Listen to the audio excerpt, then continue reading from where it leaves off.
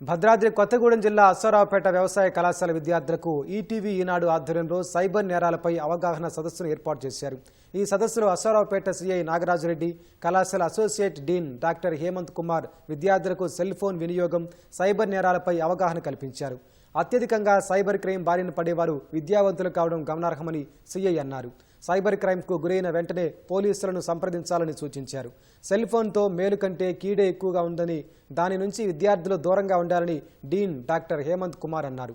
చరవాణిని తక్కువగా వినియోగించి చదువుపై ఎక్కువ శ్రద్ధ వహించాలని విద్యార్థులకు తెలిపారు. సెల్ ఫోన్స్ చాలా తక్కువగా వాడాలి. సో మనం ఎక్కువగా వాడతాం అదే కదా. ఒకసారి సెల్ ఫోన్ అలవాటు పడితే ఏమైందంటే మనకి టైం కూడా తెలియదు. దానివల్ల మనకి టైం అంతా వేస్ట్ అవుతుంది. ఎప్పుడైతే ఈ ఫేస్బుక్లు ఇవన్నీ కూడా ఫ్రెండ్ రిక్వెస్ట్లు పెట్టడంతోనే ఇమీడియట్గా యాక్సెప్ట్ చేయవాలండి. ఇప్పుడు కూడా మనకున్న ఫ్రెండ్స్ సరిపోతారు ఇక్కడ ఉన్న వాళ్ళంతా. మళ్ళీ కొత్త ఫ్రెండ్స్ అవసరం లేదు కదా. సైబర్ నేరాలు జరిగిన తర్వాత మనం బాధపడటం కంటే కూడా వాటిని జరగకుండా చూసుకోవడం, సో దానికంటే ముందే జాగ్రత్త వహించినట్టయితే మనకి చాలా ఉపయోగపడుతుంది. కాబట్టి